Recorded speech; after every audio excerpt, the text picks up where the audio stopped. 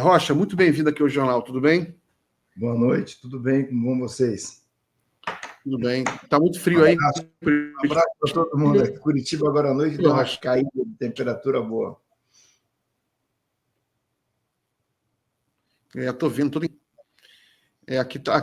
Até aqui tá frio em Niterói. Imagina como é que está em Curitiba. Putz, aqui está um calor insuportável, meu camarada. Deve estar fazendo uns 30 e pouco aqui. Está um calor. Hoje o calor voltou com tudo. Que beleza. Rochinha, a gente tem uma notícia ruim aqui, mas a gente já até deu, só que eu quero dar com mais calma e mostrando aqui o print, né? O Donald Trump, aquele psicopata, fez uma mensagem assim, horrorosa, ameaçando devastar o Irã, o Teherã, né? O Irã deveria ter assinado o acordo que eu disse para assinarem. Que vergonha e desperdício de vidas humanas. Em poucas palavras, o Irã não pode ter uma arma nuclear. Eu já disse isso várias vezes. Todos devem evacuar Teherã imediatamente, presidente Donald Trump. Miguel, acabou de abandonar a reunião do G7, acabou de ir embora agora, não vai participar porque disse que tem que correr para a sala de crise. Ou seja, se não for mais um blefe, os Estados Unidos devem entrar nessa pataquada aí. Mas, Rochinha, até onde eu sei, os Estados Unidos, né, para você entrar numa guerra, você tem que ter aprovação no Congresso. Vamos ver se ele vai conseguir essa aprovação no Congresso, coisa que eu até acho que deve conseguir, porque aquele Congresso é tudo psicopata também, vassalo do Donald Trump. Mas, enfim, isso aí é uma tragédia para o mundo, né? Rochinha, sua opinião. Eu acho que se ele está aventando essa possibilidade, é porque Israel, de fato, está correndo risco. Quando a gente começa uma guerra, célebre nessa frase, a primeira coisa que morre é a verdade. E a mídia tem tentado passar uma impressão de que Israel entra lá, é dona do espaço aéreo do Irã. Se tudo isso está acontecendo, não tem razão nenhuma para os Estados Unidos entrarem na guerra, né? Se Israel é dona do espaço aéreo, essa coisa toda. E o problema é que a gente começa a ver que o tal do domo, que foi criado lá para defender Israel, não está sendo eficaz contra o Irã. Os mísseis têm passado, a destruição em Israel, tem aí imagens mostrando que é coisa séria, não é brincadeira. Ainda que não haja um número de mortos tal qual há lá no Irã, porque Israel tem uma capacidade de proteção maior, nessas horas aí de bunkers e as pessoas se escondem, o fato é que os mísseis estão entrando, certo? E parece que Israel não avaliou bem, né? Aquilo que se dizia da Rússia, quando a Rússia atacou a Ucrânia, dizia que a Rússia não avaliou bem a agressão à Ucrânia, a invasão da Ucrânia, que podia perder a guerra e tal. Eu acho que isso aí agora pode ser aplicado para lá, no caso da Rússia, estava errado, né? A Rússia mostrou que ela voltou para o jogo, tem bala na agulha, vai ganhar a guerra lá no Iraque, na Ucrânia, não tem retorno aquilo. E no caso de Israel, parece que essa impressão também se tentou passar e ela não está se confirmando. Então, essa coisa dos americanos entrarem na guerra é porque Israel está precisando de ajuda, o que de fato é uma coisa que mostra o grau de fragilidade militar a que está exposto o Ocidente, né?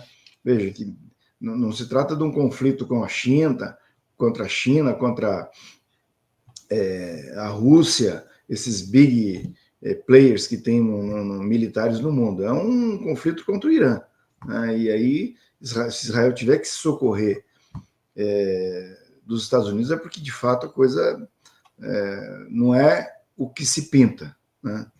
Esse é o primeiro ponto. O segundo ponto é que o Guga Chakra hoje fez uma fala lá na Globo News que eu acho que resumiu a ópera, né? Ele teve a coragem de aproveitar a oportunidade que ele teve para indagar o embaixador de Israel e foi no ponto, né? Bom, Israel não é signatário do pacto do tratado nuclear, que as grandes potências assinaram e tal. Se Israel investiu contra o acordo, quando o Trump assumiu, o acordo que o Obama tinha desenhado com o Irã para evoluir na questão da fiscalização, de ver como é que estava o programa nuclear do Irã. Bom, se Israel não assina o tratado, se Israel não boicota, atenta contra o tratado que estabeleceria controle, né, sobre o programa nuclear do Irã, como é que Israel quer ditar que o Irã não pode ter uma bomba nuclear, não pode ter um programa nuclear? E o pior, Rocha, só para acrescentar, o pior, o programa nuclear de Israel é ilegal. Ele foi feito ele é ilegal. Eles têm armas nucleares da mesma forma que o Irã teria, ou seja, se fosse o caso, por meio de um programa ilegal, sem fiscalização e sem autorização da comunidade internacional. Pois é, então, assim, aí acho que se resumiu, né? Para todo mundo aí que estava querendo passar creme nessa história aí de Israel, assim, olha, ninguém é a favor. Eles costumam, quando você vai argumentar, eles costumam vir dizendo o seguinte: não, o Irã é uma ditadura que maltrata as mulheres, os gays, não sei o quê e tal, como se isso fosse justificativa para Israel fazer o que está fazendo em Gaza. Hoje, alguém mostrou uma foto, acho que foi o Noblar que mostrou uma foto que mostra que a destruição em Gaza é igual à destruição de Nagasaki e Hiroshima. Quer dizer, uma desmoralização completa isso. Então, ninguém está aqui querendo defender o regime do Irã, ninguém está aqui querendo defender o terrorismo do Hamas, discutir essas questões, porque elevou-se a questão do terrorismo a uma situação no mundo hoje, qualquer coisa contra os Estados Unidos e o Israel interditado o debate, né? Como o terrorismo foi muito útil em alguns momentos na história do mundo, né? Se não fosse o terrorismo, o Heinrich não teria sido morto em Praga, um homem que estava comandando o programa de extermínio de judeus na Europa inteira, né? E teria sido muito mais terrível se ele tivesse ficado vivo. O que matou ele foi um ato terrorista lá em Praga. Então, o terrorismo ele pode não se justificar, mas em certas situações ele se justifica. Certo? Então, Israel ocupa faixas de território da Palestina, impede que a Palestina possa ter um Estado, né, que o povo palestino possa ter um Estado, e aí, quando há uma reação, essa reação é taxada de terrorismo como se não tivesse justificativa nenhuma. Isso é uma questão também a ser discutida, mas eu não estou defendendo isso. Estou dizendo o seguinte, que essa guerra em Gaza, que é uma guerra de um Estado organizado como o de Israel contra uma população civil, é uma guerra que bateu todos os recordes de morte de criança em qualquer conflito da história da humanidade. Porque quando você vai ter uma guerra, a gente via em Londres, eles evacuando a população, as crianças de Londres, porque os nazistas iam bombardear Londres. Né? E depois, quando os ingleses mostraram que eram capazes de bombardear Berlim, os nazistas tiraram as crianças de Berlim. Então é o seguinte, a primeira coisa que você faz numa guerra é tirar as crianças. Quem está agredindo permite a retirada das crianças e quem está se defendendo vai retirar as crianças. Em Gaza não foi assim. Então nós temos um índice de morte de criança em Gaza que não tem paralelo na história da humanidade. Né? Então é o seguinte, como é que se justifica isso? Com que moral você justifica esse tipo de coisa? Não tem, certo? E outra, é uma vingança. Vamos supor que não tivesse morrido essa quantidade imoral de crianças. Né? É uma vingança, é uma destruição para fazer uma vingança por conta das pessoas que foram sequestradas. Vingança é um método que pode ser utilizado no mundo de hoje? Né? Então é o seguinte, eu acho que a situação de Israel é muito desconfortável.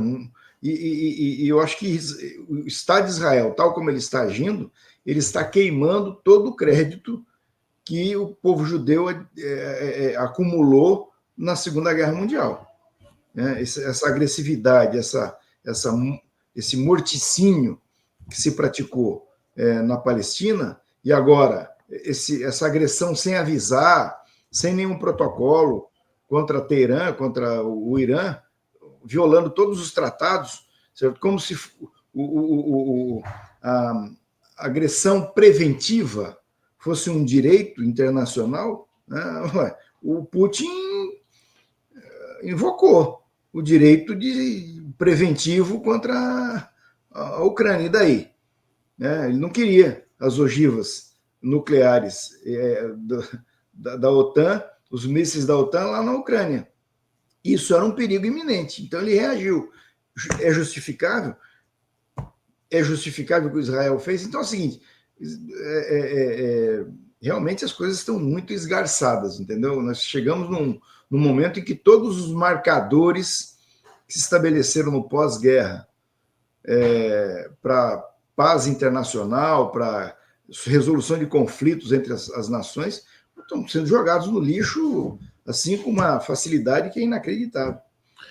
Tem que fazer uns apontamentos aqui, Rocha, é importante que você falou, né? Por exemplo, Israel, esse ataque que Israel fez ao Irã, o que ele faz? Ele mata o negociador responsável por fazer o diálogo com os Estados Unidos, com o mundo, sobre o programa nuclear do Irã. O negociador. Diálogo que estava agendado. Diálogo diplomático. Ele mata 6 ou 7 cientistas nucleares nos seus apartamentos residenciais, matando suas famílias inteiras. 14, né? Matando suas famílias inteiras, o que é um crime de guerra. Não se mata cientista. Não é assim que se faz, né? Ou seja, é uma série de fatos, né? E você tinha um diálogo agendado. O Irã tem direito de ter o programa nuclear. Isso já está estabelecido nos acordos internacionais. Todo país do mundo tem direito a ter um programa nuclear, porque o petróleo vai acabar. Então, os países que quiserem sobreviver têm que desenvolver energias alternativas. Não tem jeito. A energia solar, eólica e nuclear. O petróleo vai acabar. O petróleo, sem contar que o petróleo polui. O Irã, como qualquer outro país, ele está pensando no futuro. Daqui a 30 anos, 40 anos, as suas reservas vão começar a se esgotar. Então, ele tem que pensar no futuro, tem que desenvolver energia nuclear.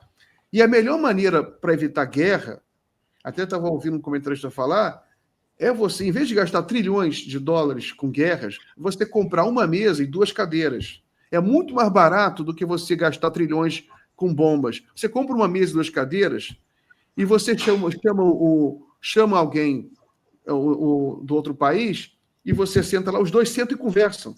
Isso se chama diplomacia. Foi inventado há milhares de anos atrás e é muito mais barato do que guerra. Se os Estados Unidos entrar na guerra contra o Irã, sabe o que vai acontecer?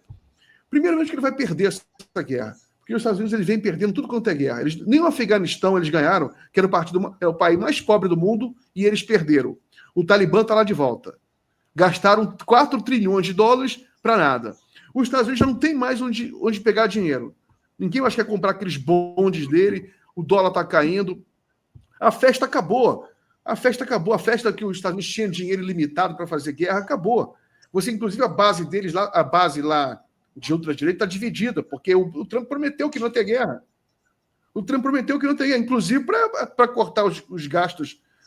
Porque de onde ele vai tirar? Ele vai aprovar, sério mesmo que ele vai aprovar 5 trilhões de dólares extra para a guerra com o Irã?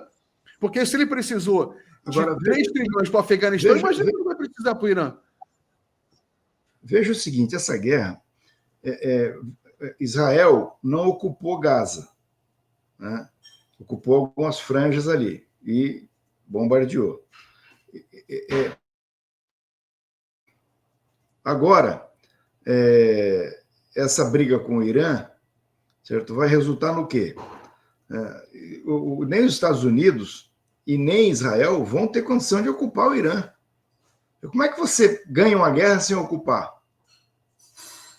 Isso não existe, né? Então eles vão lá bombardear, vão produzir destruição, não vão conseguir destruir o que eles querem destruir, porque isso aí se é que existe, está muito bem protegido, né? O Irã de alguma maneira, vai conservar a sua capacidade de reação, certo? Vai ter apoio da União Soviética, da Rússia, vai ter apoio da China, certo? E não vai ter ocupação. Então, assim, qual é a finalidade disso? Né? No Afeganistão, você ocupou e perdeu, porque é o que acontece quando você ocupa.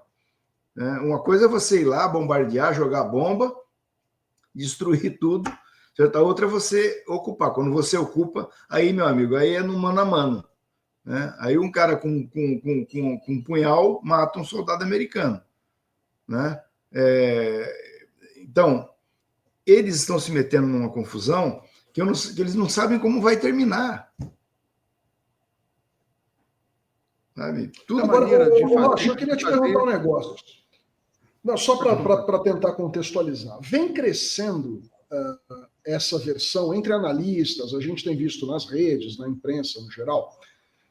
Não é exatamente uma comparação, uma analogia, na verdade, que pode guardar aí alguma semelhança. Eu me lembro perfeitamente, eu tinha 20 e tantos anos, estava na faculdade, no terceiro ano, quando surgiu aquela narrativa repetitiva sobre a existência de armas de destruição em massa, químicas e biológicas no Iraque.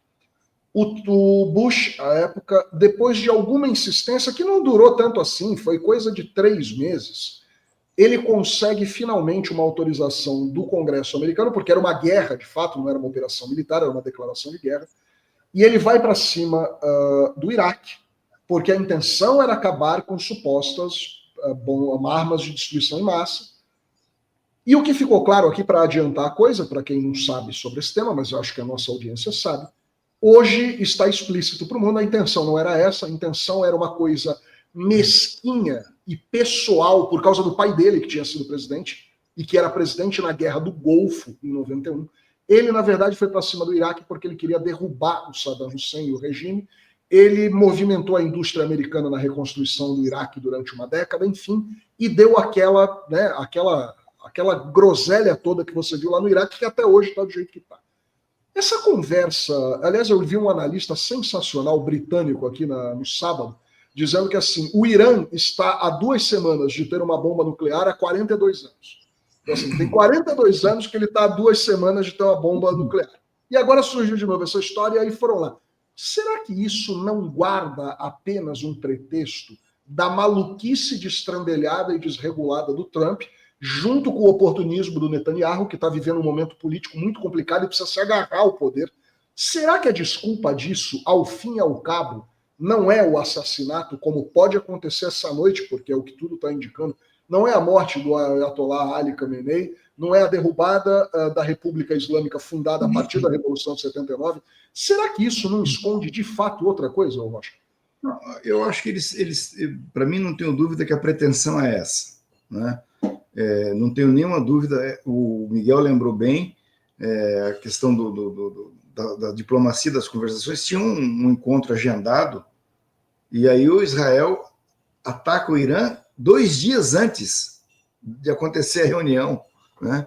Ou seja, os caras jogaram areia no motor para não acontecer a reunião. Né? E, no caso do Netanyahu, ele tem problemas internos lá, ele quer se manter no poder e tal. Mas é o seguinte, o que acontece com o Netanyahu vai acontecer com o Ayatollah. É o seguinte, quando você tem um inimigo externo te agredindo, como aconteceu no caso do Hamas lá, com o sequestro daqueles israelenses, aquilo foi uma agressão externa. Aconteceu o quê? Fortaleceu quem? O Netanyahu. Ele que se fortaleceu, ele que conseguiu superar as dificuldades internas e agora ele está alimentando isso porque isso é o que segura ele. Né? Vai acontecer a mesma coisa no Irã. Certo? É uma agressão externa, o Ayatollah vai se fortalecer, o poder desse pessoal lá vai se fortalecer, e ainda que eles matem um, vai aparecer outro. Isso é igual matar bandido na rocinha. Desculpe, que mal comparando, você vai matar um Ayatollah, vai aparecer outro. Né? Vamos colocar outro, mataram um general, há um tempo atrás mataram um general. Né? Apareceu outro. Agora mataram outro general. Vai aparecer outro. Assim, eles têm peça de reposição em abundância para isso. Né? E tem uma coisa que a gente não está habituado a ver, que é a questão ideológica, religiosa, que é muito forte, que mantém, que alimenta, né? Então, eu acho que você tem razão, eu não tenho dúvida que eles estão querendo derrubar o regime, que é uma burrice. O que eles vão fazer? Vão colocar um Shah no lugar do Ayatollah para ocidentalizar o Irã, e daqui a não sei quanto tempo tem uma revolução islâmica e derruba o Shah, acaba com a ocidentalização e voltam os Ayatollahs. Quer dizer, é um negócio que não faz sentido, né? A gente está vivendo um momento por aqui que as pessoas acham que o único modo de vida que existe no universo é a democracia ocidental, né? E, infelizmente, eu tenho que dizer que não é, né? Existem outros povos que querem viver de outro jeito, né? De outras formas, com outros costumes religiosos, com outras formas de governo, né? E a gente tem que... Vamos cuidar do nosso quintal e fazer bem feito aqui e deixar que os outros... Nada como o velho e bom princípio da autodeterminação dos povos e da não intervenção. Isso foi uma coisa maravilhosa que inventaram depois da Primeira Guerra, na Liga das Nações, e que foi reforçado depois da Segunda Guerra. E tá aí o pessoal, e agora começa de novo esse negócio. Vamos levar a democracia ocidental aonde nunca teve democracia na história, né? Povos que são muito mais antigos do que nós, né? É tentador lembrar o nosso querido reacionário maravilhoso Nelson Rodrigues, né? Diz que ele gostava da burrice porque ela era eterna, tinha essa virtude, né? E os idiotas perderam a modéstia. Exatamente.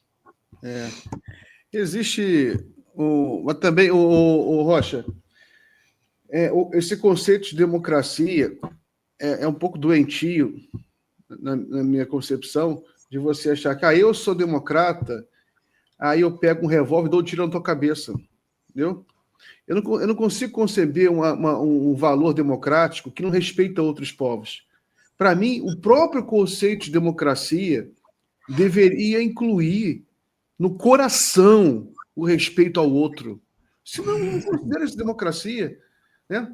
Eu tenho meu país aqui, minha democracia, então agora eu vou me cercar de destruição, eu vou jogar míssil no mundo inteiro, né? Como que os Estados Unidos parece querer fazer às vezes, jogar míssil no mundo inteiro para libertar o mundo. Agora o mundo inteiro vai ser uma democracia de mortos, né? De pessoas mortas, de crianças órfãs, mutiladas, e eu com a minha democracia aqui intacta. Não acho que isso é uma concepção válida de democracia. A democracia ela tem que se expandir para o globo, né? Você respeitar o outro, os outros têm que ter voz.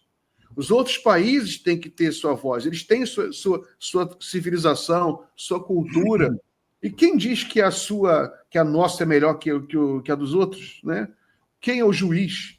O juiz do globo que vai definir o que é melhor para o outro, né? O Irã e os Estados Unidos, nessa atuada, ele vai destruindo os países mais organizados. Mas olha, veja só, quando o Shah estava indo, nós somos de uma idade que nós pegamos um restinho do Shah ainda, né? O Reza Pahlavi. Era um ditador sanguinário, né? E todo mundo aplaudia o cara, legal, bacana, esse cara é ótimo, né? Porque ele está lá ocidentalizando o Irã. Era um ditador, né? Então, essa moralidade ela é falsa, né? Sempre foi. Bem lembrado, né? Não, aí, Rocha, melhor voltar um pouquinho. O Irã tinha uma democracia. Você esqueceu de contar o principal. Tinha uma democracia no Irã. Tinha um democrata, esqueci o nome dele, mas tinha uma democracia no Irã. Sim. Essa história é famosa. Ele era um cara que estava com valores ocidentais, inclusive o governo laico. Aí, mas como ele era assim, meio parecido com Allende, né? Como ele era um cara assim, centro-esquerda, resolveu nacionalizar as petroleiras do Irã, né? Aí ele virou inimigo, aí patrocinaram um golpe. Isso está na literatura, porque isso já foi desclassificado.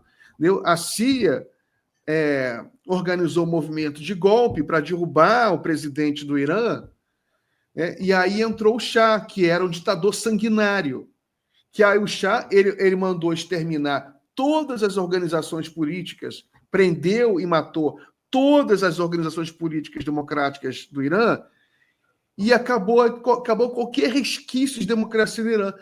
Quem só sobrou, a única organização que sobreviveu ao massacre do Shah foram os islâmicos, os religiosos. E aí eles se organizaram, né? Os nacionalistas religiosos se organizaram e deram um golpe no Shah. E aí tem a Revolução Islâmica, né? Que é uma revolução nacionalista e que organiza o país, né? E que até hoje permanece. Mas essa mesma coisa que se repete no Oriente Médio parece um pesadelo interminável, já tem mais de 60, 70 anos. Né? Qualquer país ali daquela região que levanta um pouco a cabeça, eles vão lá e destroem. O que fizeram com a Líbia, com o Iraque, com a Síria, não tem perdão, eles desestruturaram países, né? com esse discurso aí da democracia. Mentira! Os Estados Unidos nunca foi amigo da democracia no mundo, financiou golpes de Estado no mundo inteiro. Foram mais de 200 golpes de Estado e mudanças de regime que ele financiou o mundo afora, em geral contra a democracia. E agora mais uma vez aí, o que eu acho interessante é que depois de 70 anos, depois de tantos livros sobre isso, tantos documentários, a gente não está mais na década de 60, quando isso colava fácil. Já tem muita literatura sobre isso. Aí tem gente na mídia que ainda vem falar, não, teocracia do Irã, eles não são... O cara vem falar comigo na rede social, mas os ayatolás também não são o lado bonzinho dessa história, teocracia. Ninguém está falando que é bonzinho, que eles são bonzinhos. Que tal deixar a sociedade iraniana resolver esse assunto? Exato, eles estão resolvendo, inclusive o novo presidente do Irã é moderado. Eu lembro quando teve as eleições, a eleição do Irã é sempre assim, um cara mais conservador, mais radical islâmico, e um cara mais moderado, um pouco mais amigo do Ocidente. Eles não são uma sociedade totalmente fechada, assim. Eles têm um setor liberal lá forte também, que faz as manifestações, as mulheres lutam, tem a luta das mulheres. Eles estão lutando lá para se emanciparem. Agora, não é devastando o Irã, o Teherã, que vai resolver as coisas, que nem o Netanyahu ameaçou, burn, eu vou queimar Teherã, e agora o Donald Trump esvazia Teherã, né? Ameaçando, porque o que vem à cabeça é a Operação Bagdá, a operação, aquilo que fizeram no Iraque, que eles destruíram, trouxeram o Iraque 300 anos para o passado em 48 horas, né, jogando não sei quantos mísseis. Só que eles gastaram muito dinheiro com aquilo. Não sei se eles têm tanto dinheiro para fazer isso agora. Né? Eu acho que é uma insanidade completa. Assim, o mundo ele tem, desde que o mundo é mundo, as sociedades são diferentes, e tem que conviver e respeitar a autodeterminação dessas sociedades, elas que decidam que tipo de regime elas querem ter. Né? Nós aqui tínhamos uma ditadura, lutamos, derrubamos a ditadura, estamos agora lutando para que ela não volte, né? E não tem ninguém aqui interferindo, não tem ninguém aqui colocando tanque aí na nossa fronteira para dizer, ou jogando bomba aqui para dizer o que a gente tem que fazer. Né? Seria inadmissível isso. Pois é. Aliás, embora tenha gente indo lá nos Estados Unidos pedindo para que eles intervenham aqui. Né? Só para trazer uma informação, eu estava ouvindo vocês falando aqui, o Miguel relembrou bem que ainda nos anos 50 o regime democrático iraniano foi derrubado para que o Shah Reza Pahlavi fosse colocado como um fantoche, né, dos Estados Unidos, e o presidente a que o Miguel se referia é o Mohammad Mossadegh. Tem um livro excelente, Todos os Homens do Shah, que mostra como é que foi esse livro. Eu tenho esse livro, li esse livro há uns 10 anos, mais ou menos. Esse livro é fantástico e mostra como foi a conspiração e a derrubada do Mossadegh. Henrique, vamos liberar o Rochinha? Rochinha, queria falar sobre política nacional, mas acabou atravessando esse assunto aí do Irã. A gente conversa melhor na outra... Política nacional é o seguinte, eu falei, gente, vamos parar de se preocupar com essas pesquisas. Né? Essas pesquisas são um instrumento para o governo trabalhar, avaliar o que ele tem que fazer, quais os rumos que ele tem que corrigir. Nós, todos nós, especialmente os que estão fora do governo, temos que fazer a nossa parte. A nossa parte qual é? Existe uma narrativa que virou uma ferramenta de trabalho do mercado, com as mídias que são controladas pelo mercado, de vender pessimismo. Né? Pessimismo. O governo tem números ótimos, os números são muito bons, né? Mas eu quero falar, mas o governo não cuida da segurança pública. Mas espera um pouquinho, o governo federal é responsável pela Polícia Militar, pela Polícia Civil, pela Guarda Municipal, que fazem um policiamento ostensivo e que são diretamente responsáveis pela segurança pública. E como é que a gente fica aceitando esse tipo de conversa? Esse pessimismo? Eu acho que é por aí. Temos que pegar as nossas ferramentas aí e ir para a briga, sem parar de mimimi, né? Muito bem, Rochinha. Muito bem, muito bom conselho. Agora eu vou conversar aí com um amigo nosso, Fábio Kersh, que vai falar sobre política nacional, e a gente volta a conversar em breve. Forte abraço, boa semana. Valeu. Valeu, Rocha. Obrigado.